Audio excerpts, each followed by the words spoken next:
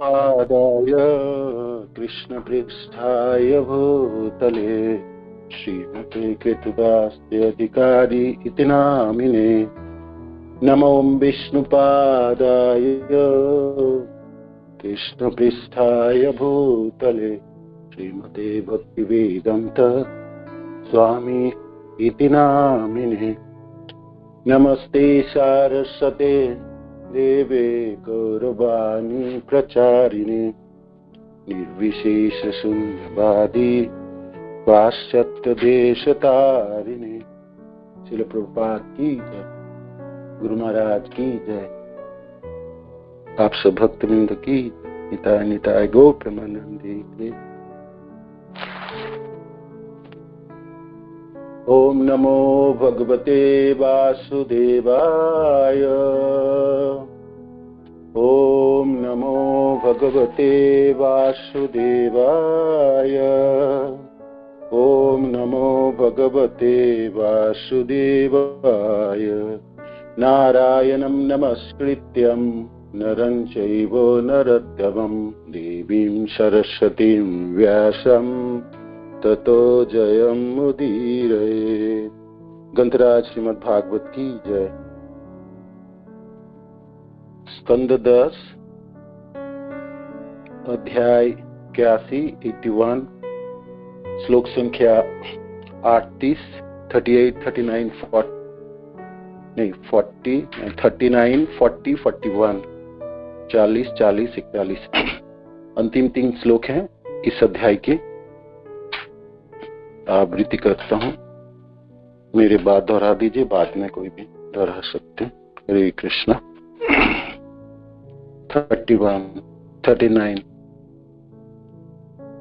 तस्य वै देवदेवस्य हरे यज्ञपते प्रभो ब्राह्मणा प्रभवो दैवं नातेभ्य विद्यते परम् एवं स विप्र भगवत् श्रूयेत दृष्ट्वा वशवृत्ते अजितं पराजितम् तद्ध्यानवेगद्ग्रथितात्मबन्धनस् तद्धामलेभे चिरतशतां गतिम् एतत् ब्रह्मणदेवस्य श्रुत्वा ब्रह्मणोतयां नर लब्धभावो भगवती कर्मबन्धादिमुच्यते।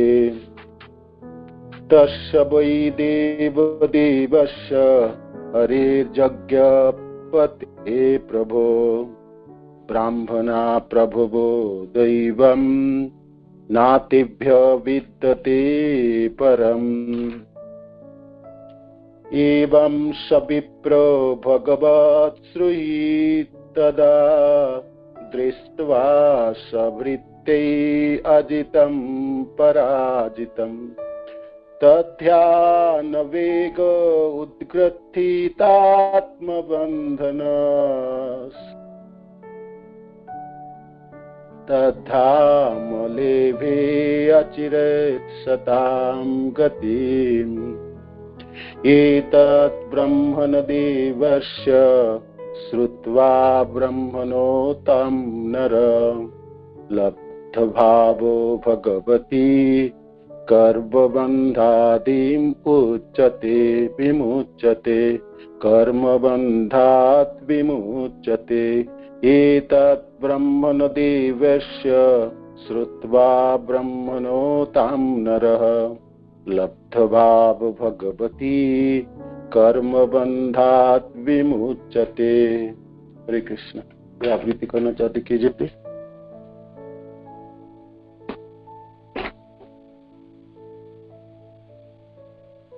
शब्दार्थ अनुवाद श्रील प्रभुपाद के शिष्यधर श्रील प्रभुपाद की जय। 39 तस्य उसका वै भी देव देवस्य ईश्वरों के ईश्वर हरे कृष्ण का यज्ञ वैदिक यज्ञ के पते नियामक का प्रभो परम स्वामी ब्राह्मणा ब्राह्मण जन प्रभवो स्वामी दैवम अर्च विग्रह न नहीं तेव्य उनकी अपेक्षा विद्यते विद्यमान है परम महान। अनुवाद।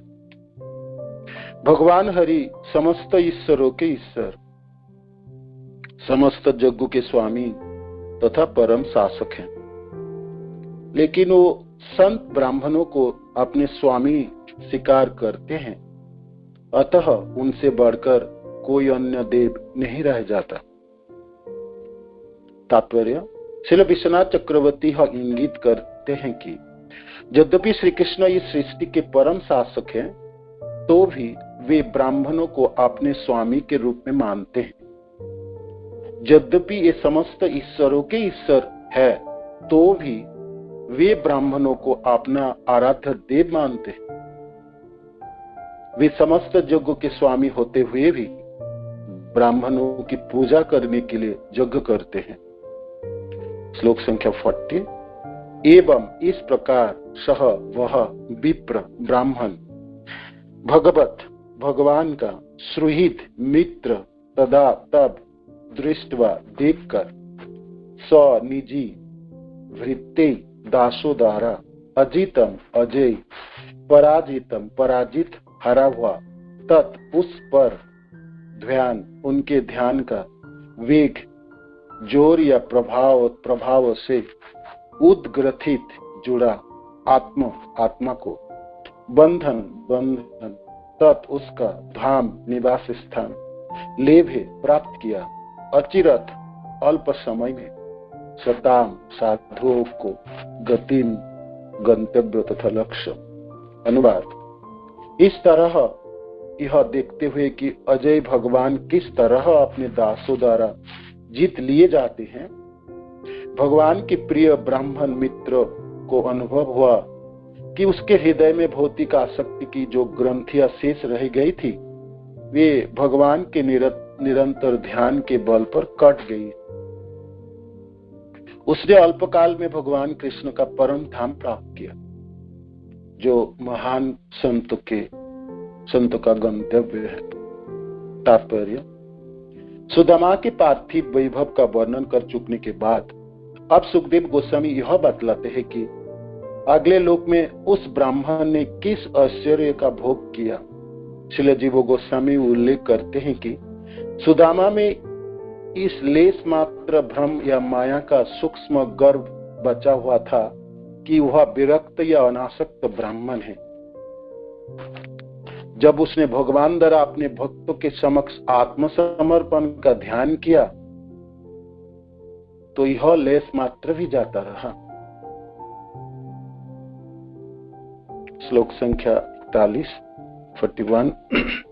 एतद वह ब्राह्मण देवस्य ब्राह्मणों के पक्षपाती भगवान का श्रुत्वा सुनकर ब्राह्मणताम ब्राह्मणों के प्रति दया भाव को नरह मनुष्य लब्ध प्राप्त करते हुए भाव प्रेम भगवती भगवान के प्रति कर्म भौतिक कार्यों के बंधनों से विमुच्यते छूट जाता है।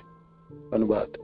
भगवान सदैव ही ब्राह्मणों का विशेष पक्षपात करते हैं। जो भी ब्राह्मणों के प्रति भगवान की दया के इस विवरण को सुनेगा, उसमें भगवत प्रेम उत्पन्न होगा और इस तरह वह भौतिक कर्मों के बंधन से छूट जाएगा। तात्पर्य। भगवान श्री कृष्ण नामक पुस्तक में उस अध्याय की भूमिका में जिसमें इस लीला का वर्णन हुआ है, श्रील प्रभुपाद ने टीका की है। समस्त जीवों के परमात्मा भगवान कृष्ण हर एक के हृदय को भली भांति जानते हैं। ये ब्राह्मण भक्तों के प्रति विशेष रूप से उन्मुख रहते हैं। भगवान कृष्ण ब्रह्मण देव भी कहलाते हैं। नमो ब्रह्मण देव। ब्रह्मण देव भी कहलाते हैं, जिसका अर्थ है कि वो ब्राह्मणों द्वारा पूजित हैं। अतएव यह मानी हुई बात है कि जो भक्त भगवान के प्रति पूर्णतया समर्पित है, उसे पहले से ही ब्राह्मण पद प्राप्त हो चुका होता है। अतएव यह मानी हुई बात है कि जो भक्त भगवान के प्रति पूर्णतया समर्पित है उसे पहले से ही ब्राह्मण पद प्राप्त हो चुका होता है। ब्राह्मण बने बिना कोई व्यक्ति परम ब्रह्म भगवान कृष्ण तक नहीं पहुंच सकता। कृष्ण अपने भक्त के दुख को मिटाने के लिए विशेष रूप से चिंतित रहते हैं और वो अपने भक्त के एकमात्र आश्रय है। इस प्रकार श्रीमद् भागवत के अंतर्गत भगवान द्वारा सुदामा ब्राह्मणों को वरदान शीर्षक 21वें अध्याय का श्रील भक्ति वेदांत स्वामी प्रभुपाद के विनीत सेवक द्वारा रचित तात्पर्य पूर्ण हुआ। श्रील प्रभुपाद की जय, गुरु महाराज की जय, आप सब भक्तवृंद की। ओम अज्ञानतिमिरन्धस्य ज्ञानाञ्जनशलाकया चक्षुरुन्मीलितं येन तस्मै श्रीगुरुवे नमः। श्रीचैतन्यमनोभीष्टं स्थापितं न भूतले स्वयं रूपकदा मह्यं ददाति सपदान्तिकम्। हे कृष्ण करुणा सिन्धु दीनबन्धो जगत्पते गोपेश गोपिका कांत राधा कांत नमस्तुते। तप्त कांचन गौरांगी राधे वृंदावनेश्वरी विश्वानुसुते देवी प्रणमामि हरि प्रिये। वाञ्छा सिन्धुभ्येव च पतितानां पावनेभ्यो वैष्णवेभ्यो नमो नमः। जयो श्री कृष्ण चैतन्य प्रभु नित्यानंद श्री अद्वैत गदाधर शिवासादि गौर भक्त वृंद। हरे कृष्ण कृष्ण कृष्ण हरे हरे, हरे राम राम राम हरे हरे। श्री प्रभुपाद की जय, श्री गुरु महाराज की जय। तो आप सब मिलकर आशीर्वाद दीजिएगा। भागवत के 3 श्लोकों की मैं कुछ सेवा करता हूँ। हरे कृष्ण। भागवत की 2 अध्यायों में सुदामा विप्र की चरित्र वर्णन और 80 और 81 और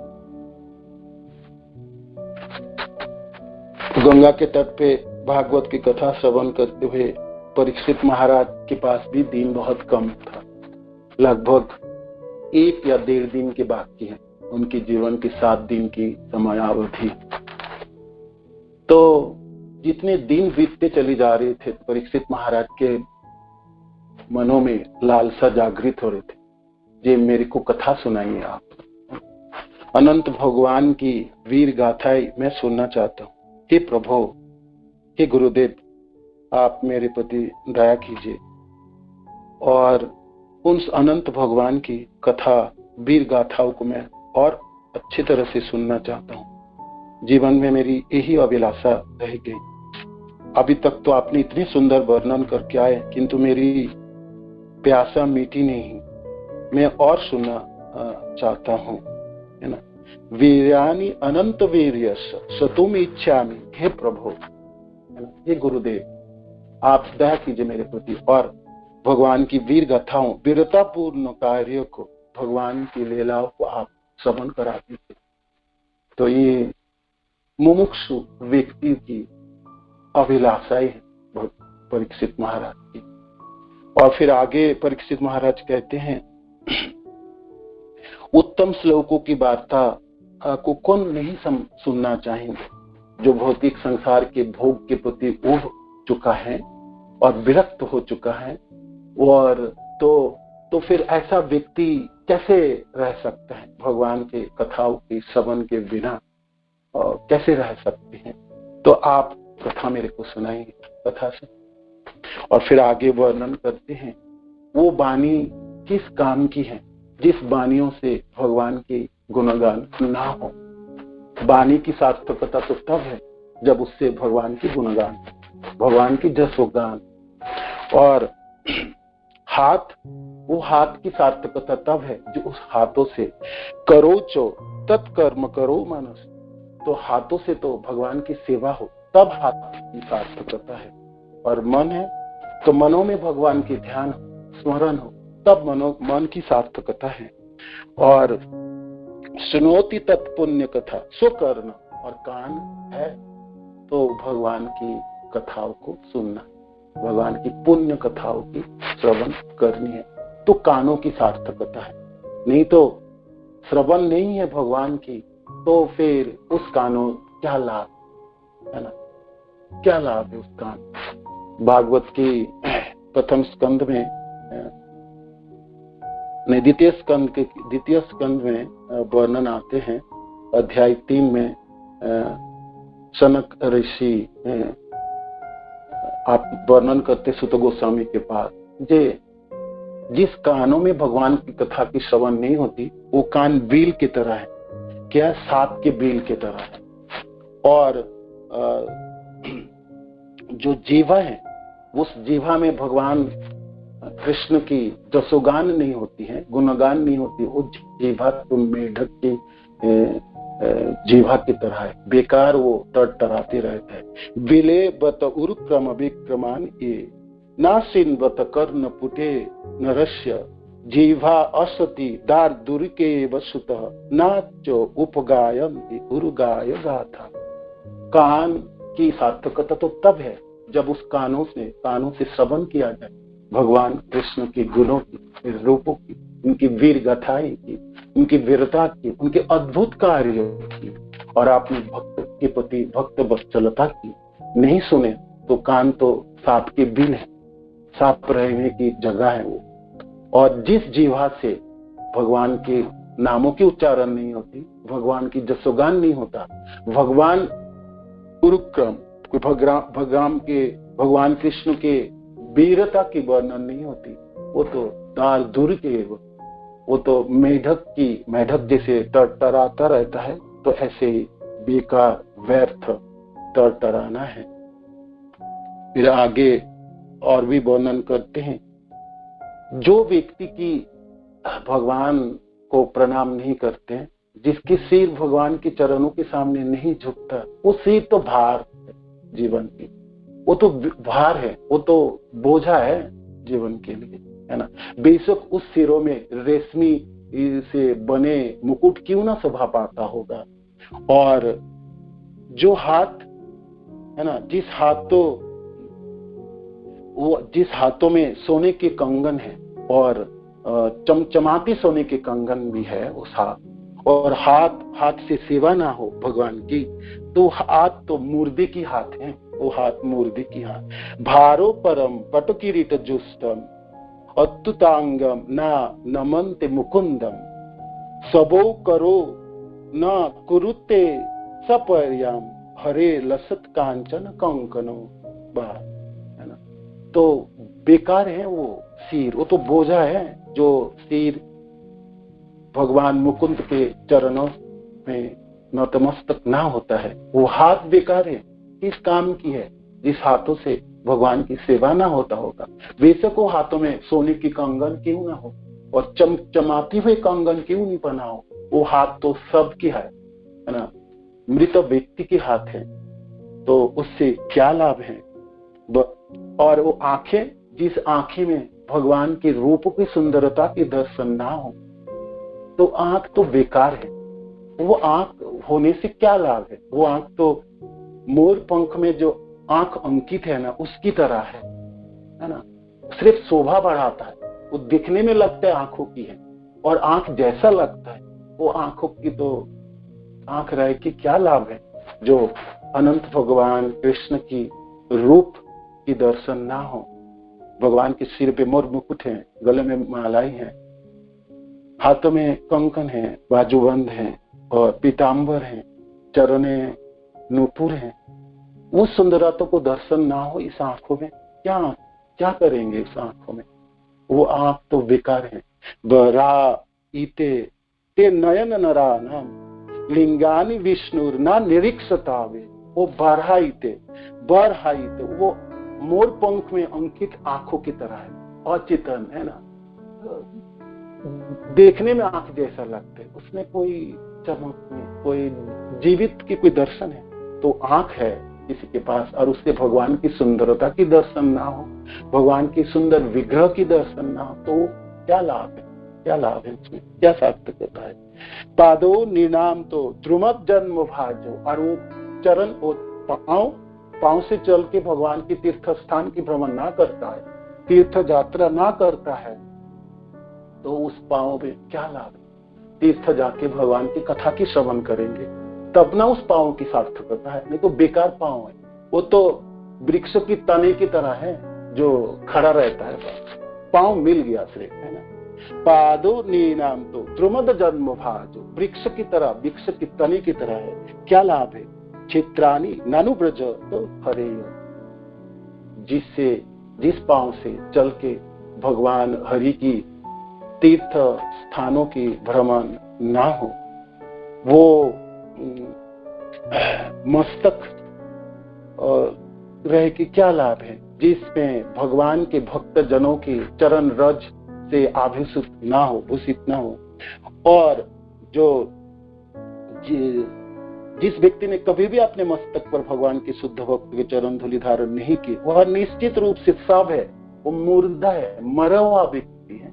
जीवित होकर लाभ क्या उनको, है ना? कोई सार्थकता नहीं है जीवन की। वो जीवित होके भी मृतवत है, सब की तरह है। और जिस व्यक्ति ने भगवान के चरण कमलों को पर चढ़े तुलसी दलों की सुगंध का अनुभव ना किया हो, तो फिर सांस लेते हुए भी वो व्यक्ति मृतक की तरह है। जीवित होके क्या करेंगे? लाभ क्या? वो जीवित नहीं है, वो मृत है, मृत व्यक्ति है। और भगवान की नामों को उच्चारण करने से और भगवान की वीर गाथाओं को सुनने से, भगवान के रूप की और गुणों की वर्णन श्रवण से, जिसके आंखों से अश्रु ना हो, जिसके हृदय में, जिसके शरीरों में कंपन ना हो, तो उसका हृदय तो फौलाद की तरह है, पाथर है, वो पाषाणों की तरह हृदय है। तो तद अस्सारम हृदयम बतेदम जद गृह्यमाने हरिनाम ध्येये ना विक्रियेत आद जदा विकारो नेत्रे जलम गात्र रुहेषु हर्षम। भगवान के नाम उच्चारण करते समय या भगवान के नाम को श्रवण करते समय, भगवान को लीला की श्रवण करते समय जिनके आंखों में अश्रु ना हो, हृदय पुलकित ना हो जाए, और तो आप अवश्य जानिए उसके हृदय तो फौलाद हो चुका है, पाथर हो चुके, फौलाद हो चुके। वैसे सनक ऋषि वर्णन कर रहे थे, 88,000 ऋषियों की मुखिया है ना, तो नैमिषारण्य ने भागवत सुनने की इच्छा से सुत गोस्वामी के पास निवेदन कर रहे थे, जे आप श्रवण सुनाइए, अनंत भगवान की कथा को श्रवण करा दीजिएगा। और नहीं सुने हम तो इस इंद्रियों के लाभ क्या है? इस इंद्रिय होने से क्या लाभ? भगवान कृष्ण द्वारा प्राप्त तो इंद्रिया हो ही है, किंतु इंद्रिया की लाभ तब है जब इस इंद्रियों से अनंत भगवान की वीर गाथाओं की सुना जाए। तो ये परीक्षित महाराज की अभिलाषा थी। मुमूर्ष है ना, आप शरीर छोड़ने ही वाले, उनके पास समय नहीं है। तो सुखदेव महाराज से उन्होंने प्रार्थनाएं कर दी, हे प्रभु आप मेरे को सुना दीजिए, कथा सुना दीजिए, है ना। मेरी जो तृष्णा है, प्यासा, वो मिटी नहीं, आप कृपा करके मेरे को बताए। तो इस 3-4 श्लोकों में परीक्षित महाराज प्रार्थना कर रहे हैं सुखदेव जी से, जो आप मेरे को सुनाइए और सुनाइए। तब ये कथा शुरुआत की थी सुखदेव जी ने, सुदामा विप्र की कथा शुरुआत की, जो हमने अच्छी तरह से श्रवण किए। दोनों अध्याय भागवत की कथाओं को आप जब सुनेंगे, देखते हैं भगवत में भगवान कृष्ण की महिमा वर्णित है, उनके रूप वर्णित है, गुण वर्णित है, और भगवान के प्रेमी भक्त जनों के साथ उन भगवान की लीला वर्णित है ना। जो भी आप भक्त के बारे में भागवत में आप पढ़ेंगे, आप देखेंगे वो सब परम प्रेमी जन है भगवान, और आपने रसों में स्थित होके उस रसों की पराकाष्ठा को प्राप्त किया। बेशक वो दास्य भक्त है तो दास्य भाव की पराकाष्ठा है, सख्य भावों में वो भक्त तो सख्य भावों की पराकाष्ठा, वात्सल्य रसों में तो वात्सल्य रसों की पराकाष्ठा है। और माधुर्य रसों में है, तो माधुर्य रसों की पराकाष्ठा है के रूपों में भक्त जनों की ये वर्णन इस ग्रंथ इसमें है, भागवत में है, जो हम सब श्रवण कर पाते सुखदेव महाराज की कृपा से, और भगवत भक्त जनों की कृपा से हम भागवत की श्रवण करते। तो भक्त जनों के भी उद्गार है, भक्त जनों के भी वर्णन है। वो भक्त भगवान के प्रेमी जन है, आपने अपने रसों में सर्वोच्च स्तर को प्राप्त किए हैं। तो सुदामा विप्र की कथा को हमने श्रवण किए, तरह तरह के वक्ता इतने सुंदर से सारे एंगलों से वर्णन किए। तो ये श्रवण हमारी जीवन की धरोहर है, हमारी संपत्ति है ना, संपद है, और इतने सुंदर से हमने रोज श्रवण किए। तो सुदामा विप्र प्रेमी जन है भगवान कृष्ण के। गुरु सांदीपनि मुनि के आश्रम में पढ़ते समय भगवान को उन्होंने दर्शन किए, भगवान के साथ रहे, है ना, हाथ पकड़ के चले, साथ में बात किए, रहे, है ना, एक साथ प्रसाद पाए, और गुरु सांदीपनि मुनि के आश्रम में शिक्षा प्राप्त किए, साथ एक ही साथ बैठ के। ओ भाग्य है सुदामा की। सोचो, तीनों लोगों के अधीश्वर अनंत भगवान जो सहपाठी के रूप में उन्होंने प्राप्त कर चुके थे सांदीपनि मुनि के आश्रम में। तो जैन क्या भाग्य है कहो सुदामा विप्र की। बचपन की वो सारी याद उनके पूरे जीवन की धरोहर था, है ना। हालांकि वो गरीब थे और दरिद्रता को प्राप्त हो गए थे, किंतु वो शरीरों में तो विराज करते ही नहीं थे सुदामा। वो निरंतर भगवान कृष्ण को स्मरण करते थे, और बचपन की वो सारी यादें उनके पास संपत्ति के रूप में था, है ना। कभी भी मायूस नहीं हुए, हमने श्रवण किया ना, वो कभी भी मायूस नहीं हुए, कभी भी नहीं, क्योंकि उनके पास कृष्ण थे, कृष्ण के स्मरण था, और बीते हुए दिनों की वो सब बातें थे जो सांदीपनि मुनि के आश्रम में उन्होंने किए। भगवान कृष्ण के साथ वो लकड़ी चयन की वो लीलाएं, और जब तूफान आई और सारे जंगलों की रास्ता भूल गए और भटक गए दोनों ने, तो एक दूसरे को हाथ पकड़ को पेड़ों में चढ़े थे, और वो दृश्य वो उनको याद थे। और गुरुदेव सुबह आके उनको निकाल के ले गए, और गुरुदेव की वो अद्भुत सुंदर मीठे वचन थे। ये शरीर के लिए तो सब करते हैं, सब लोग अपने शरीरों को देखते हैं, किंतु हे पुत्र, आपने मेरे लिए आप अपने शरीरों को नहीं देखे और सारे कष्ट सहन किए। तो आने वाले दिनों में जो भी मैंने आपको शिक्षा प्राप्त करा है, जो भी श्लोक है वेदों से मैंने सीखा है, ये सबों की अर्थ आपने जीवन भर आपको प्राप्त होती रहेगी, कभी भी नहीं भूलोगे। तो गुरुदेव की वो आशीर्वाद, वो याद थे इस सुदामा विप्र के, और भगवान के साथ बीते हुए दिन को याद थे। तो कभी भी मायूस ना थे, कभी भी नहीं, और निरंतर भगवान को स्मरण करते हुए अपने जीवन को आनंद से बिताते थे। बाहिक दृष्टि से तो वो गरीब थे, और गरीब ब्राह्मण थे, और घर में खाने के लिए कुछ भी ना होते, किंतु उनके आनंद की कमी ना थी। जब उनके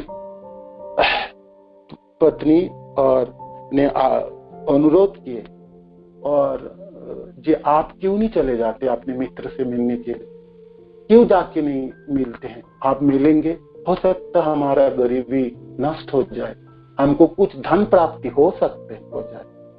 सुदामा को इच्छा ना थी अपने मित्र से मिलने के लिए, धन याचना करने के लिए। इतनी पत्नी की बातों से उनको याद आए, जो हो ना हो कृष्ण को दर्शन तो मिलेंगे, कृष्ण दर्शन लालसा, ये चीज जाग उठी अपने हृदय में। ये बात तो सही है, मैं द्वारकापुरी पहुंचू तो कृष्ण के दर्शन हो सकते हैं, तो क्यों ना चले जाऊं भगवान को दर्शन करने के लिए अभिलाषा से। तो हम सबों ने सुने श्रवण की, जे नैष्ठिक ब्राह्मण थे, वो ब्राह्मण भक्त थे, भगवान कृष्ण के भक्त थे, पंडित थे, वेदों को जानने वाले थे। ये तो सिर्फ पंडित नहीं थे, वो भक्त थे, वो वैष्णव थे। तो ये सुदामा विप्र तो इसीलिए चलना शुरू किए थे, और रास्ता तय करना उन्होंने शायद पोरबंदर से द्वारकापुरी चलना है, लगभग 100-120 किलोमीटर रास्ता है, और चलना है पैदल। उस समय तो ना गाड़ी थे, ना घोड़े थे, ना ट्रेन थे, और रास्ता बहुत उनको पता भी नहीं थे, वो कभी द्वारका नहीं गए सुदामा, किंतु कृष्ण दर्शन लालसा, दर्शन पाने की इच्छा है, ये लालसा उनके हृदय में जाग उठी। जे क्यों ना जाके देखे कृष्ण, दर्शन तो मिल जाएंगे, है ना। ये लालसा से चलना शुरू किए वो विप्र, है ना।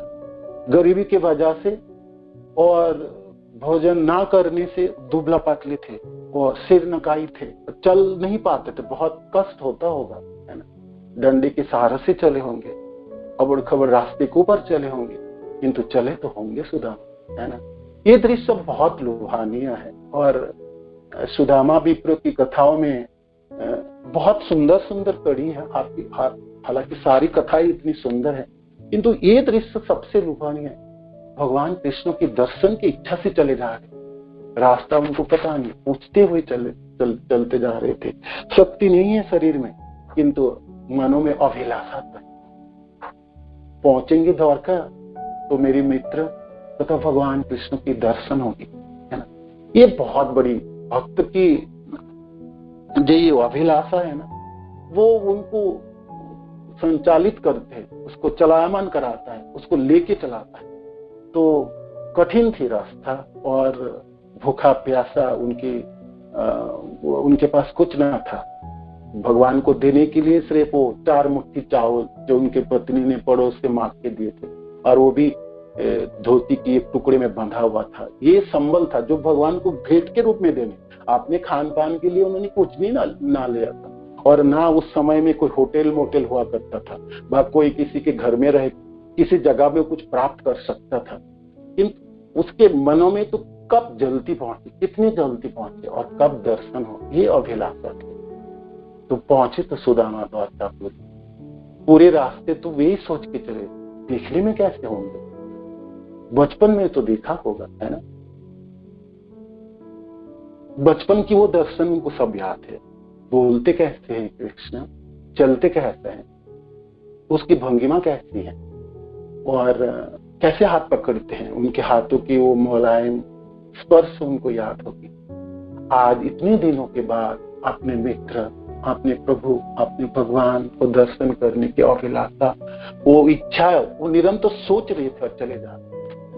तो जब कृष्ण के बारे में आप स्मरण करते हैं, वो रास्ता कितनी कठिन क्यों ना और कितना दूर क्यों ना हो, वो समय आनंद से व्यतीत होते हैं, है ना। ये सब हम सबों की अभिज्ञता है। कृष्ण हृदय में हो, कृष्ण की कोई लीला हृदय में हो, स्मरण हो, तो फिर बाहिक संसार की जो कष्ट है वो कम हो जाते हैं, लाघव हो जाते हैं। तो ऐसे ही आनंद के साथ वो पहुंच गए द्वारका। किंतु भाई द्वारकापुरी उनके लिए अनजान है, और वो द्वारकाधीश है, उनके मित्र, वो राजा हैं, वो सामान्य व्यक्ति तो है। तो कितनी पहरादार होंगे, कितनी उनकी रक्षा करने के लिए कितने तरह तरह के गेट होगा। तो 3 गेट को अतिक्रम किए, वर्णन है ना भागवत में, हमने श्रवण किए। इससे विप्र से, ब्राह्मणों से पूछ रहे थे, आपको पता है कहाँ द्वारकाधीश रहते हैं और कैसे मैं पहुंच सकता हूं, कैसे दर्शन मिल सकता है। तो पूछ रहे थे ब्राह्मणों की दया से उन्होंने 3 गेट जो उसको अतिक्रम किए, और जहां जदुवंशियों की और विष्णुवंशियों की वो घर है, उसके घरों के पास से गुजरते हुए चले जा रहे और देख रहे थे। इतने अपार वैभव तो उन्होंने कभी देखे नहीं होंगे, शहर तो उन्होंने आए ही नहीं होंगे। संदीपनी मुनि के आश्रम को छोड़ के जब उन्होंने अपने गांव में आए थे, और फिर गरीब ब्राह्मण थे, अपने पढ़ाई में, अपने मनन में, अपने कृष्ण स्मरण में लगे थे, उनको बाकी क्या जरूरत थी, वैभव तो उनको चाहिए नहीं थी। वो कभी सपने में भी नहीं सोचते थे कि मैं धनवान बनूं और कोई मेरे पास संपत्ति भी हो। आज द्वारकापुरी में आके चारों तरफ वो सिर उठा उठा के देख रहे थे, बड़ी बड़ी सब महल थे। तो ऐसा मनों में इच्छा थी, अभिलाषा ही थे। भक्त की अभिलाषा हो, भगवान तो पूरी तो कर ही देंगे ना, पूरी तो हो ही जाता। भगवान की कृपा से वो पहुंच पाए, नहीं तो कैसे पहुंच पाता बता। इतनी जो कड़ा पहाड़ा है, और एक गरीब ब्राह्मण है, फटे हुए कपड़े हैं, और कुछ भी कोई नहीं जानते उसके, ना वो किसी को जानते, है ना। तो जैसे मानो कि आप किसी गांव के व्यक्ति हो और मैले कुचले कपड़े हैं और आप चल के बहुत रास्ते आ रहे हो और आप चाहो प्रधानमंत्री को दर्शन कर ले, तो आपको तो पहले गेट से वो जो पुलिस खड़े हैं वही आपको भगा दे, भागो यहाँ से, जाओ, कहाँ पागलों की तरह आते रहो, क्या दशा होगी, है ना। बहुत सुंदर सुंदर उदाहरण है। जैसे वो एक उदाहरण मैं आपको बताता हूँ, इस संसार में इसी समय की भी बहुत सालों की घटना, 50 साल की बात है। दशरथ माझी करके एक व्यक्ति जो पहाड़ काट के रास्ता बनाए थे गया के पास, पूरे जीवन में 30 साल उन्होंने पहाड़ को अकेले काटे और पूरे रास्ता बना के दिए थे अपने गांव से दूसरे गांव तक जाने के लिए। तो वो प्रधानमंत्री इंदिरा गांधी कभी आए होंगे गया में और भाषण दिए, तो वहां जाके मिले, तो फोटो भी खींचे हैं। तो उनके मनों में लालसा जाके मैं प्रधानमंत्री जैसे मिलूं तो मेरी इस रास्ता बनाने में हो सकता कोई ना कोई मेरे को कुछ प्राप्ति हो जाए, धन की प्राप्ति हो जाए, सरकार से कोई सहायता हो जाए। तो वो ट्रेन में चढ़ी तो उसके पास पैसा नहीं थी, गरीब था बिल्कुल, दिन मजदूरी करता था और पत्थर काटता था, रास्ता बनाता था। तो पूरा जीवन तो उसका उसमें बीते 30 साल। तो उसके पास 1 रुपया दे के टिकट काटने के भी नहीं, तो टिकट नहीं था, तो टीटी ने उसको धक्का मार के बाहर फेंक दिया, भाग जा, ट्रेन में नहीं चढ़ पाओ। तो इतना ढीठ था, उन्होंने गया से पैदल चल के दिल्ली आए थे, मेरे को मिलना है, पैदल चले और आके प्रधानमंत्रियों के बाहर वो पहला कदम तो वहां रुक गए जहां बैरियर थी, जहां पुलिस थे।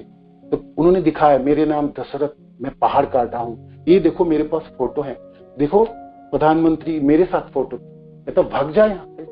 फोटो ऐसे लाखों करोड़ों व्यक्ति आता है, तो तेरे को तुम्हारे जैसे कितने व्यक्ति आता है, प्रधानमंत्री से मिलो, डांट लगाए उसके, दोबारा वापस आओगे तो जेल में डाल दूंगा। वो बेचारा क्या करे, दुखी होके वापस किए। सुदामा जी के पास तो पता नहीं है कैसे प्रवेश करेंगे, किंतु हृदय में तो लालसा, कृष्ण दर्शन लालसा, भक्त की लालसा हो, भगवान ना जान पाए ऐसा तो नहीं। भगवान की कृपा से वो कैसे भी करके पहुंचे, और पहुंचे रुक्मिणी जी के महल है जहां भगवान विराजमान थे, और वो कथा हमने सब श्रवण की, है ना। उसमें से एक दृश्य और लुभानिया है जो मेरे को बहुत भाता, जब भगवान कृष्ण पालंक में सुदामा को बैठाए, है ना, और दोनों मित्रों ने बातें कर रहे हैं, तो भगवान अपने हाथ सुदामा के हाथों के ऊपर रखे, हाथ भगवान कृष्ण के हाथों के स्पर्श है। उतने दिनों के बाद प्राप्त हुआ। बचपन में जब संदीपनी आश्रम में पढ़ते थे, संदीपनी मुनि की, तब भगवान ने हाथ पकड़ते थे और चलते थे, साथों में बातें करते थे। आज वो दिन सुधा, भगवान ने कितने प्रेम से अपने हाथों को सुदामा के हाथों के ऊपर रखे, स्पर्श किए, और दोनों मित्रों ने वो बातें की। तो ये सब कथा हमने श्रवण की है। ये दृश्य भी बहुत लुभान है ना। एक भक्त को और क्या चाहिए होता है, उनके जीवन की इच्छा तो पूरी हो गई, भगवान ने उनको स्पर्श किया, भगवान के हाथ उनके हाथों के ऊपर, और प्रेम से देखते हुए भगवान कृष्ण सुदामा से अपने मित्र से बातें कर रहे थे। उस बचपन की बातें गुरुदेव संदीपनी मुनि के आश्रम की वो सब कथाएं वर्णन कर रहे थे। सुदामा तो अपने भगवान को देख ही रहे थे, बोलते समय कृष्ण को देख रहे थे, उनकी भंगिमाएं देख रहे थे, और उन्हें हाथों के स्पर्श को अनुभव कर रहे थे। प्राप्ति तो उनको हो ही गई, कृष्ण दर्शन लालसा। और क्या चाहिए सुदामा, और चाहिए क्या, वो तो और कुछ चाहा भी नहीं था, वो तो यही चाहे कि कृष्ण को दर्शन हो जाए, है ना। एक मुहूर्त के लिए दर्शन प्राप्त हो जाए। सचमुच प्राप्त नहीं कर सकते थे, द्वारकाधीश के महलों में प्रवेश, और वो भी इतने सारे गेट को अतिक्रम करके, किंतु सुदामा तो पहुंच ही गए। भक्त के पुकार और भक्त के प्रेम से बांधा हुआ कृष्ण है द्वारका, कैसे रह सकते। आज वो दृश्य है जो हम सबों को सचमुच लोभनीय है ना, कि झांकी भगवान के साथ बातें करते हैं। ये सबसे आनंद के समय है जो सुदामा को प्राप्त हुई। रात को रहे और दूसरे दिन विदा ले। उन्होंने भगवान को बोले नहीं और भगवान ने कुछ दिए, ठीक है। तो सुदामा जब वापस आ रहे थे तब भी वही कृष्ण की की सब बातों वे याद कर रहे थे, अपने पूरे हृदय में छाया हुआ था। वो आवेशित थे, अभिभूत थे कृष्ण को दर्शन करके, उनके जो उनके आप्यायन के, उनके चरण धोए, उनको चरणों की मालिश किए और अपने पत्नी रुक्मिणी लक्ष्मी जी से भी उन्होंने चामर दिलाए। ये सब बातें याद कर रहे थे, आंखों में अश्रु थे सुदामा। वो चले जा रहे थे वापस गांव की तरफ और सोच रहे थे बहुत अच्छा हुआ भगवान ने नहीं दे बहुत अच्छा। कि गरीब ब्राह्मणों को धन प्राप्ति हो जाए तो हो सकता धनों में जकड़ जाए और कृष्ण को याद ना कर पाए। तो कृष्ण कितने दयालु हैं जो कृपा करके मेरे को धन ना दिया, है ना। तो बहुत अच्छा, मेरे मित्र ने सबसे अच्छा कार्य किया, मेरे को धन नहीं दी, है ना। मैं धनवान हो जाता तो मैं उसको याद ना कर पाता। वो कृष्ण की जो स्मरण है वो उसमें हो सकता, विच्छेद हो सकता, है ना, व्याघात हो सकता है। तो भगवान की तो और इच्छा थी और वो सब आपने श्रवण किए। सुदामा को तो मिल गए स्वर्ग की वैभव जैसा उनके महल, और इस सबों की वर्णन हमने सुदामा की जो यात्रा है पोरबंदर से द्वारका की तरफ, और वो रास्ता, वो झांकी उतने आकर्षित है। चलते समय जब जा रहे थे तब भी और वापस आते समय वो भी है। उनके हर पल हर समय कृष्ण उनको हृदय में थे, कृष्ण को ढोके चल रहे थे, धारण करके चल रहे थे। उनकी सारी बातें, उनकी लीलाएं, उनकी कथाएं सब चल। इसलिए परीक्षित महाराज बहुत लालाई थे। जो आप उस अनंत भगवान की कथाओं की वर्णन कीजिएगा, कथाओं को वर्णन कीजिएगा, कथाओं को वर्णन कीजिएगा। शिन्वतां स कथा कृष्ण पूर्ण श्रवण कीर्तन हृदय अंतस्थ भद्रा विधु नति श्रुहित सता। भगवान की कथाएं पुण्यप्रद है, शुभ कार्य है। इस संसार में जितने भी कल्याण कार्य है जो सुभदा प्राप्त कराने वाले वो भगवान की कथा है ना। और जो पुण्यता प्राप्त करता है, हृदय की जो कलम से जन्मों जन्म की, वो सब दूरीभूत करता है भगवान की कथा को श्रवण मात्र से, है ना। शिन्वतां स कथा कृष्ण पुण्य श्रवण कीर्तन यदि अंतस्थ अभद्रा विधु नति श्रुहित सता। और हट जाती है हृदय की कलम, नष्ट हो जाती है।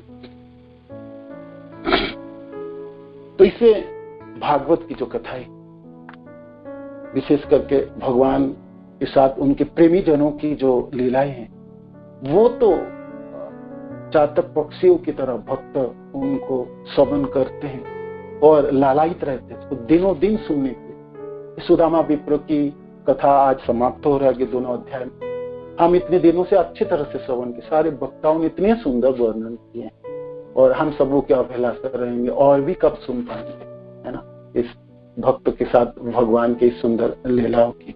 यही जीवन है। अजामिल कथा की उपाख्यान में सुखदेव महाराज वर्णन करते हैं, ये वर्णन करते हैं 6.3.32 में एक श्लोक है जो कथा की अंत करते हुए सुखदेव महाराज वर्णन करते हैं। हे परीक्षित महाराज, हे कौरव, ये शिन्वताम घृणताम वीर्यानि उदामानि हरे मुहु जथा सुजातया भक्त्या शुद्धयेत्नात्मा प्रतापि।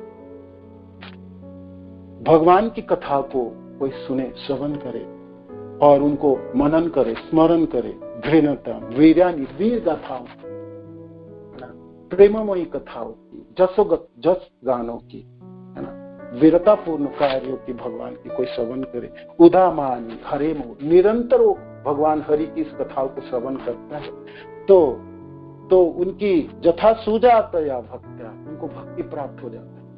और सुजात सम्मत रूपे न जाता, बहुत अच्छी तरह से प्राप्त होती है। उनकी विधि भक्ति नहीं, रागानुगानी भावनी प्रेमा भक्ति प्राप्त करता है। सुजातया भक्ता, भगवान की कथाओं में श्रवण करने से भक्त को भक्ति की पराकाष्ठा प्राप्त होता है। सुजातया भक्त्या, सुखदेव महाराज वर्णन करते हैं।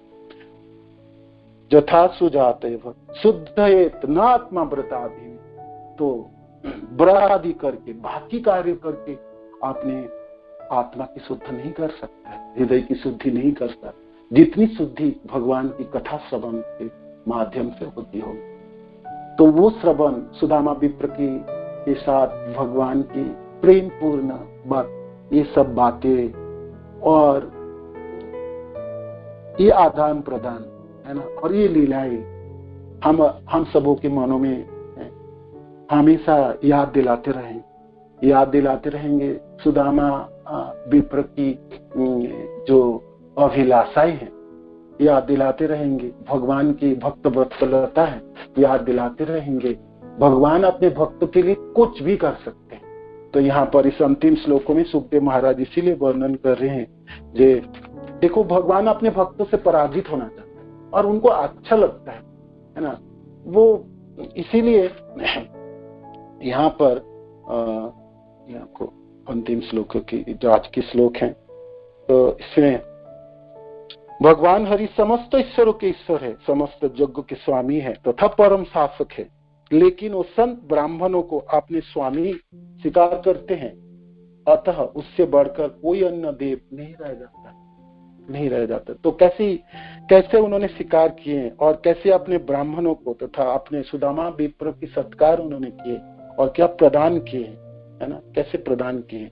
इस तरह यह देखते हुए कि अजय भगवान किस तरह अपने दासों द्वारा जीत लिए जाते हैं, भगवान के प्रिय ब्राह्मण मित्र को अनुभव हुआ कि उसके हृदय में भौतिक आसक्ति की जो ग्रंथियां शेष रह गई थी वो भगवान के निरंतर ध्यान के बल पर काट दी।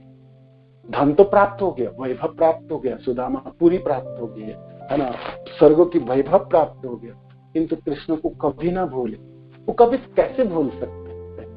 जब दरिद्र थे, जब बिल्कुल लाचार थे, तभी भी वो कोई कष्ट अनुभव नहीं करते थे। वो निरंतर कृष्ण की अपने हृदय में धारण करके ध्यान करते थे, कृष्ण को नामों का उच्चारण करते, कृष्ण के साथ बीते हुए दिनों को याद करते। वो कैसे रह सकते? और आज जो वैभव प्राप्त हो गया तब भी उन्होंने वही किया और निरंतर कृष्ण में मन को रत रखे और अनासक्ति होके उस वैभव को कि ठीक है मिल गए, भगवान ने दिए तो ठीक है, भोग ले लेते हैं और रहे उस महलों में, किंतु महल में रहते हुए भी अनासक्त रहे अपने इस भोग के प्रति और निरंतर कृष्ण के नामों की उच्चारण करते हुए कृष्ण को अपने हृदय में धारण करते मनन करते जीवन के अतिवाहित किए।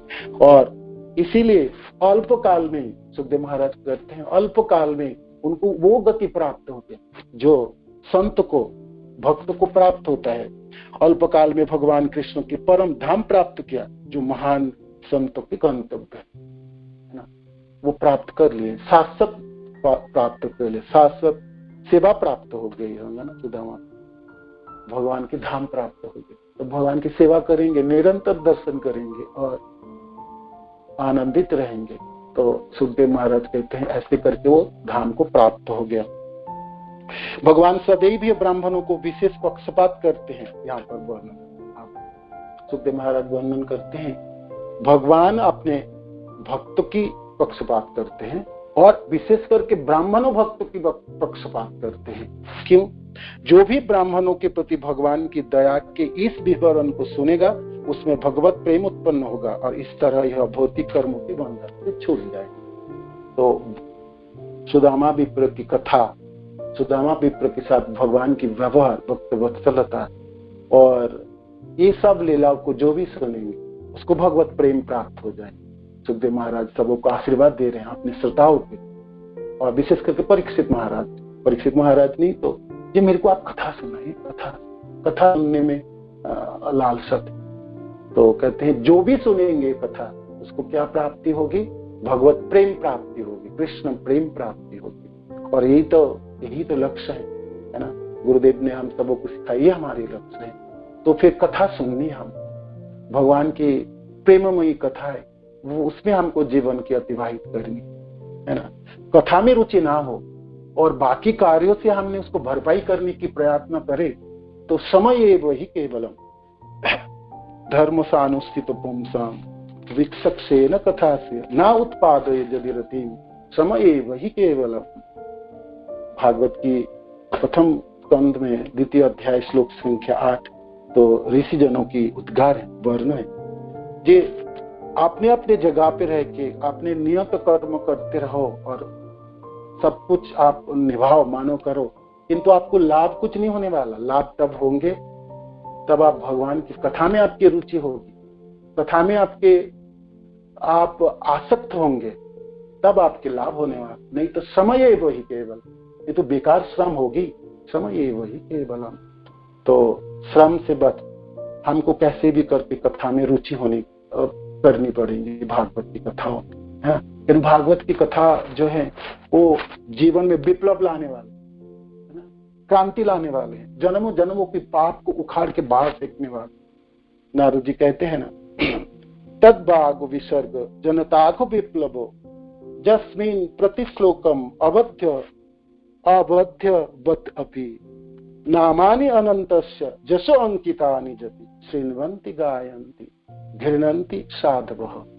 ये तो विप्लव क्रांति लाने वाले हैं। भागवत के हर श्लोक जीवन में क्रांति लाने वाले। क्रांति शब्द के अर्थ है आपके जीवन को आमूल परिवर्तन करने वाले। भौतिक भोगों से आसक्त बद्ध जीवों की जन्मों जन्मों की बद्ध दशा को काटने वाले ही ये कथा भागवत की।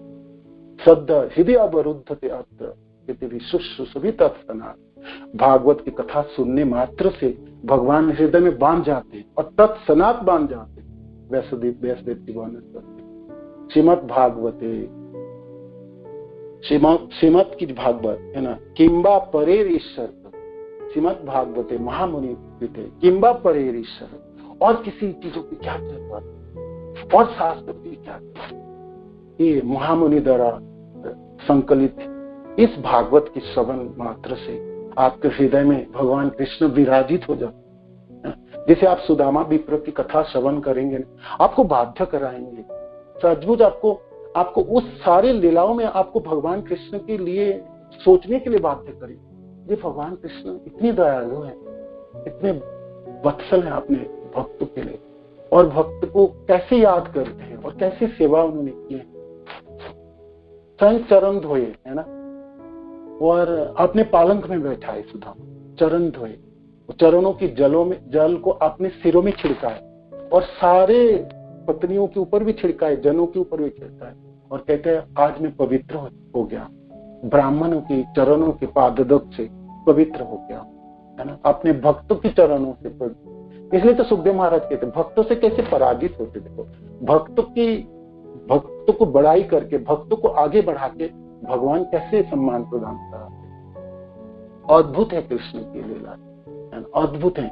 आप आश्चर्यित हो जाएंगे है ना। आप सुनने के लिए और समझने के लिए और स्मरण करने के लिए बाध्य जी ऐसा भी होते हैं। भगवान इतने दयालु, कृष्ण ऐसे दयालु होते भी और ऐसे भी करके उन्होंने दिखाया, करके उन्होंने दिखाया। समय तो बहुत सुंदर सुंदर कथाएं हैं भगवान के भक्त जनों की वात्सल्यता की। तो जब अब सुदामा ब्राह्मणों की बात है और द्वारकाधीश की बात है तो याद आते हैं वो बुढ़ाना ब्राह्मणों की, विजय सिंह की कथा है ना, जो डाकर की, जो हर साल पैदल चल के डाकोर से द्वारकाधीश के दर्शन के लिए। उन्होंने अपने गुरुदेव से श्रवण किए थे। एक दिन भगवान के रूप की वर्णन हुई।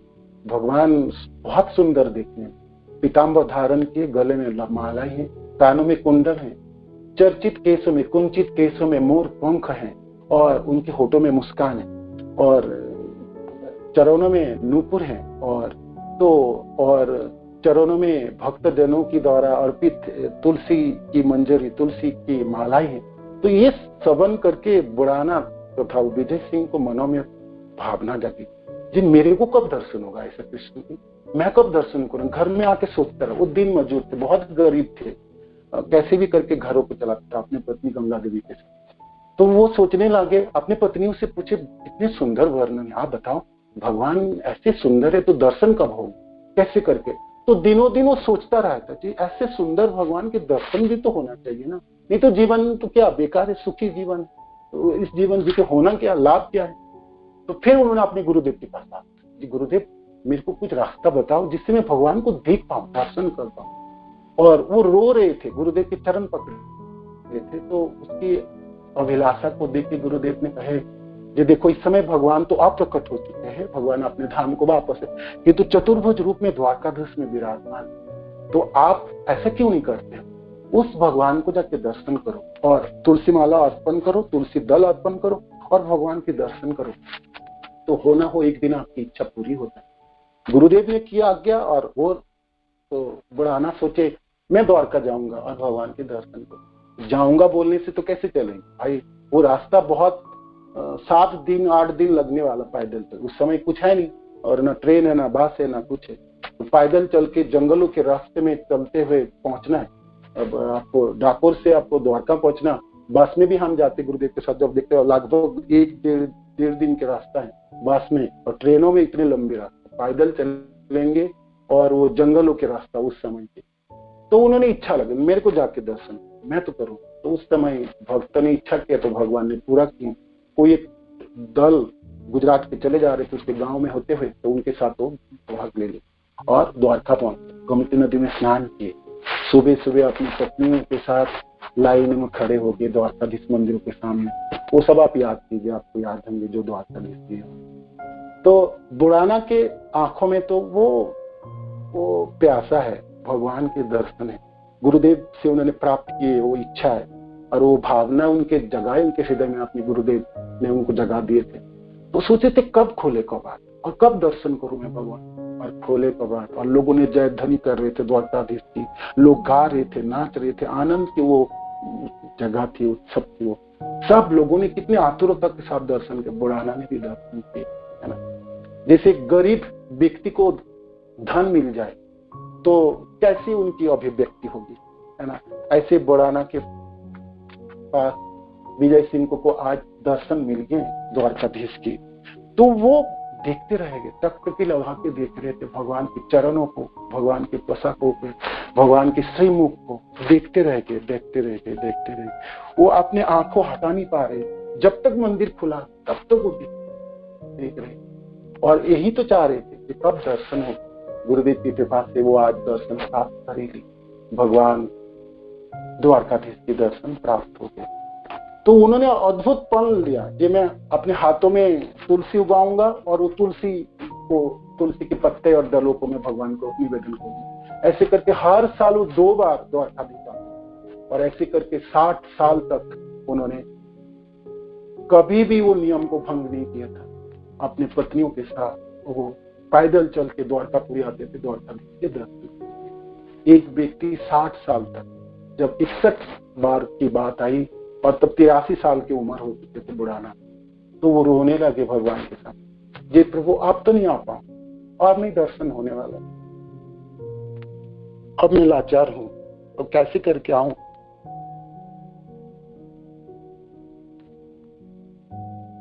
और कैसे दर्शन होंगे, मेरे से नहीं होंगे।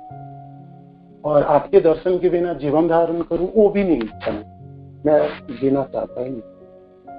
आप ऐसा क्यों नहीं करते, मेरे शरीर यहाँ छूट जाए तो मेरी सारी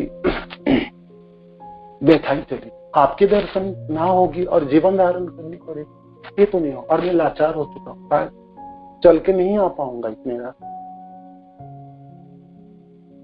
संभव मेरे लिए नहीं है।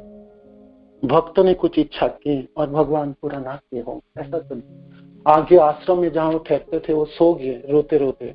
भगवान चतुर्भुज द्वारकाधीश सपने में दर्शन दिए। ये क्यों रोते हो, क्या इच्छा बताओ, क्या चाहते हो। वो कहते हैं आपके दर्शन करते रहो जब तक मैं जीऊं। कैसे संभव होगा, अब तो मैं आ नहीं पाऊंगा प्रभु यहाँ इतने रास्ते चल के। कहते कोई बात नहीं, आप मेरे को ले चलो आपके पास, अपने पास रखो, वहां तो दर्शन कर पाओगे, नहीं आ पाओ तो नहीं आ पाओ।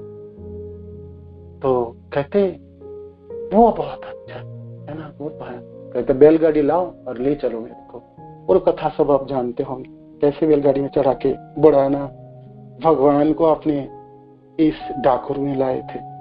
भक्त के उद्गार और वो अभिलाषाएं पूरी हुई ना, तो सुदामा विप्र की भी ऐसे ही पूरी हुई, और हम सब जनों की भी अभिलाषा रहेंगे, हे द्वारकाधीश कब आपकी दर्शन होगी और कब ऐसी प्रेम उत्पन्न होगी हृदय में। तो विप्रो की कथाओं को वर्णन करके परीक्षित महाराज की जो अभिलाषा थी उनको उन्होंने शांत किए होंगे। सुखदेव महाराज ने, परीक्षित महाराज के पास भी समय नहीं थे, तो कितने आनंदित हुए होंगे ना, और हम सब भी कितने आनंदित हुए। तो आभार है हमने आचार्यों के प्रति, आभार कृतज्ञ है हम अपने गुरुदेव के प्रति, कृतज्ञ है हम भागवत ग्रंथ के प्रति। और सचमुच भागवत ना हो तो हमारे जीवन तो सुना, भागवत की कथा ही ना हो तो जीवन जी के होगा, करेंगे क्या? सुखी जीवन लकड़ी की तरह, उससे लाभ क्या है ना? बुढ़ाना आपने भगवान के साथ वापस जा रहे, या सुदामा विप्र भगवान को हृदय में धारण करते हुए अपने पूरी की तरफ वापस जा रहे। तो ये सब दृश्य सचमुच हम सबों को आकर्षित करने वाले हैं। तो समाप्त हुई ये कथा और सुदामा विप्र की। तो सुखदेव महाराज के आशीर्वाद हैं, जो भी सुनेंगे भगवत प्रेम प्राप्त होगी। तो हम सुखदेव महाराज के आशीर्वाद को ग्रहण करते हैं और सचमुच कृष्ण प्रेम व कृष्ण लालसा, कृष्ण दर्शन लालसा, दिनों दिन कृष्ण दर्शन की लालसा जागी, कृष्ण प्रेम के लिए हमारी कदम और चले, हम प्रयत्न रहें। गुरुदेव की कृपा से हमारे जीवन के लक्ष्य प्राप्ति हो तो तब अहोभाग्य होगी, हमारे जीवन जीने की सार्थकता होगी, मनुष्य जीवन की सार्थकता होगी। भागवत ग्रंथ की श्रवणी ये सब हम सबको को प्राप्त करा सकता है। नित्यम भागवत सेवा, ये अद्भुत है ग्रंथ, क्रांति लाने वाले हैं सबको हृदय में, सबको जीवन में। जो ये साक्षी है इस दोनों अध्याय 81, 80 और 81 आप पढ़ेंगे, जितने बार श्रवण करेंगे, जितने बार सुनेंगे, अब अभिभूत हो जाएंगे, है ना, आविष्ट चित्त हो जाएंगे, आवेशित हो जाएंगे। ये ऐसे भी कृष्ण भगवान कृष्ण है, ऐसे भी दया करते हैं सबों को। हरे कृष्ण। श्रील प्रभुपाद की जय, गुरु महाराज की हिताय गौ प्रेमानंदी। हरे कृष्ण।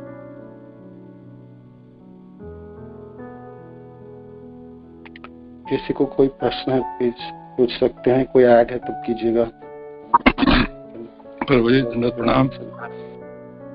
प्रभुपाद और गुरु महाराज। प्रभु जी मेरा एक प्रश्न है कि भगवान जो है, अभी आपने बताया भागवतम में भी है, जो आपने भी प्रदर्शन दिया कि भगवान ब्राह्मणों के प्रति बहुत दयालु रहते हैं। और भगवान भगवद गीता में ये भी कहते हैं कि चातुर्वर्ण में या श्रेष्ठ गुण कर्म विभाग से मैंने 4 वर्ण बनाए हैं, गुण और कर्मों के हिसाब से बनाए हैं, जन्म से नहीं है। परंतु जब हम प्रचार में जाते हैं तो जो आजकल के ब्राह्मण है, मोस्ट ऑफ देम, वो कहते हैं कि ये इस्कॉन की बेकार बात है कि जन्म से नहीं होता, ब्राह्मण जन्म से ही होता है, ब्राह्मण माँ के ब्राह्मण पैदा होता है, ब्राह्मण माँ के पेट से ही ब्राह्मण पैदा होता है। तो उन लोगों को हम कैसे समझाएं जब उनको दिखाते हैं कि भगवान ने ये कहा है इस प्रकार से, तो बोले इससे कुछ नहीं होता, मतलब हाउ टू टैकल देम। हरे कृष्ण। धन्यवाद।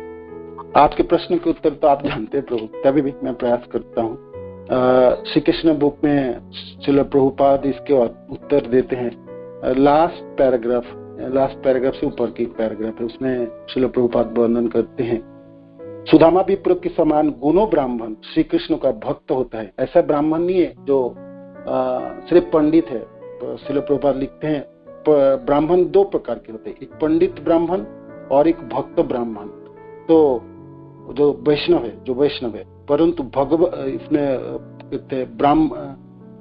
कभी कभी वहां कहा जाता है ब्राह्मण पंडित, या पंडित का अर्थ होता है अत्यंत विद्वान व्यक्ति। ब्राह्मण मूर्ख अथवा अशिक्षित नहीं हो सकता। अतः ब्राह्मणों की 2 विभाग है, वैष्णव तथा पंडित। जो केवल विद्वान है वो पंडित है, परंतु भगवत भक्त अथवा वैष्णव नहीं। भगवान श्री कृष्ण उनसे विशेष रूप से प्रसन्न नहीं होते। सिर्फ ब्राह्मण है और सिर्फ पंडिताई है, उनमें शास्त्र की कचकच है, माने उनको तर्क वितर्क में पटु है, तो भगवान प्रसन्न नहीं है उस ब्राह्मणों से, वो पर्याप्त नहीं है भगवान को प्रसन्न करने। विद्वान ब्राह्मण बनना ही भगवान को आकर्षित करने के लिए पर्याप्त नहीं है।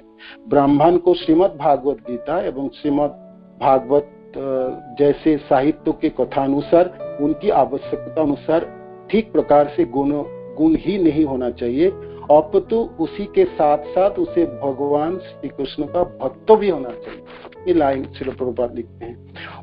इसके उत्कृष्ट उदाहरण सुदामा विप्र है। वो ब्राह्मण थे, वेदों में जानने वाले, किंतु सर्वोपरि उनके गुण क्या तो भगवान कृष्ण के भक्त है, प्रेमी भक्त जनों में से ठीक है। तो ब्राह्मण को भक्त होनी चाहिए सुदामा की तरह। ये सभी प्रकार के भौतिक आनंद से अनासक्त गुणी ब्राह्मण थे, परंतु उसी के साथ साथ भगवान श्री कृष्ण के महान भक्त भी थे। सभी योग्य एवं तपो के भक्ता सुदामा विप्र जैसे ब्राह्मण भगवान श्री कृष्ण के अति प्रिय है, और श्री कृष्ण के वास्तविक व्यवहार से हमने देखा कि वो ऐसे ब्राह्मणों की कितना पसंद करते हैं। इस ब्राह्मणों को करते हैं, नमो ब्राह्मण देवाय गो ब्राह्मण हिताय, इस ब्राह्मणों की बात है। बाकी वो ब्राह्मण ही जो सिर्फ भोग में आ सकते हैं और भगवान विष्णु के भक्त तथा कृष्ण के भक्ति नहीं करते, है ना, तो वो उससे उनका नहीं है। तो चैतन्य भागवत में वृंदावन दास ठाकुर कहते हैं ना, जिस कली युग में जो ब्राह्मण के घरों में जन्म लिए ब्राह्मण के रूप में, वो राक्षस लोग आके जन्म लेता है, सज्जन लोगों को सताने के लिए और दुर्व्यवहार करने के लिए लेते हैं। हालांकि ब्राह्मणों की चोली तो है, मतलब ब्राह्मण का शरीर तो है, किंतु है तो उनके हृदय जो है राक्षस की प्रवृत्ति है।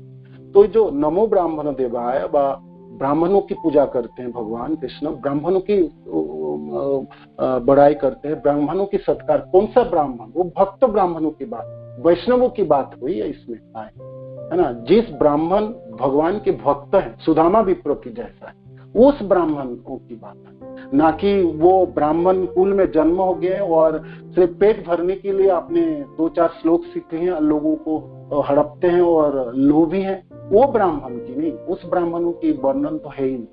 हरिनंदी गांव में जब हरिदास ठाकुर की बातों को सुन के वो ब्राह्मण ने किया था ना, जी आप क्या बात करते हो, आप जवन होके भगवान के नामों को प्रचार करते, जोर जोर उच्चारण करते हो, कहाँ से स्पर्धा मिल गई आपको और कैसे आपने ये कार्यों को कर पाए? तो शास्त्रों को आप सुनाते हो, वेद पढ़ाते हो। हमने सुना था कली युग में अंत में म्लेच्छ और शूद्र वेद पढ़ाएंगे, अब तो आप शूद्र म्लेच्छ होकर वेद पढ़ा रहे हो।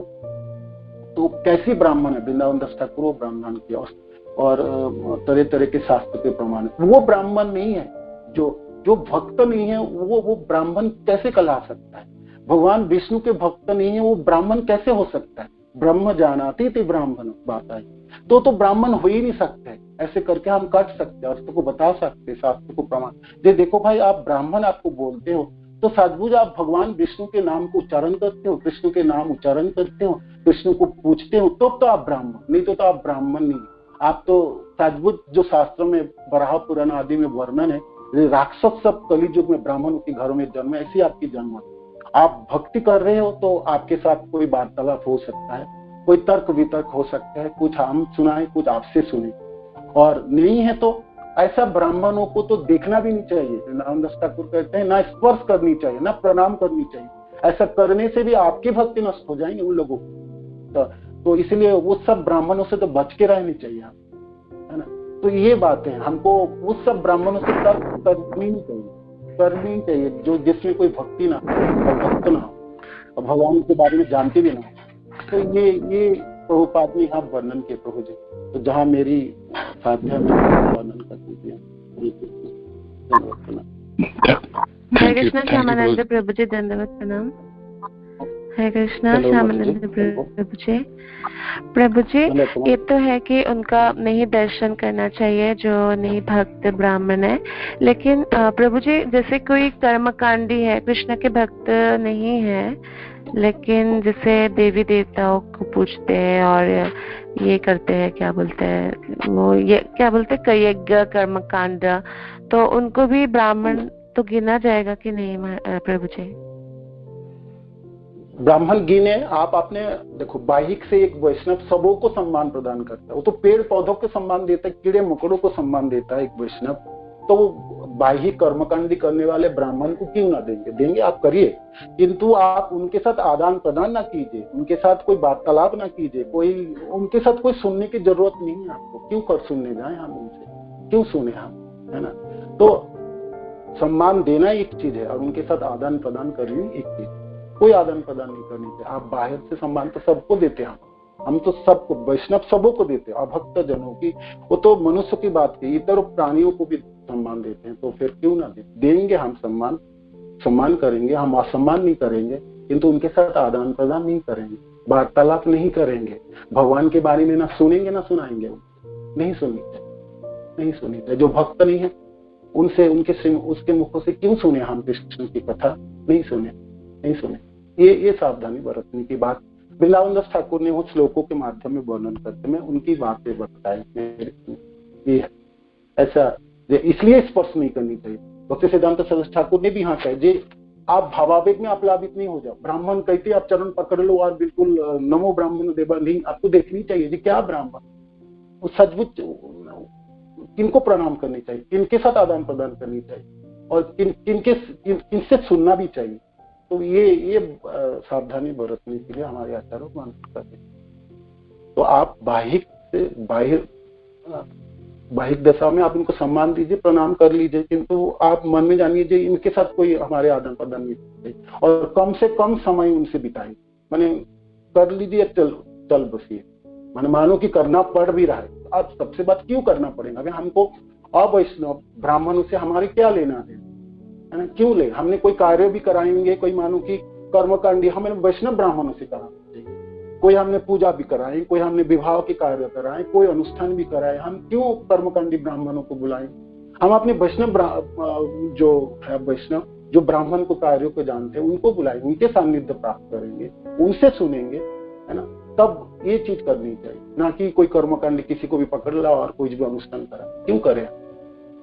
तो ये चेतावनी वर्णन किया। हरे कृष्ण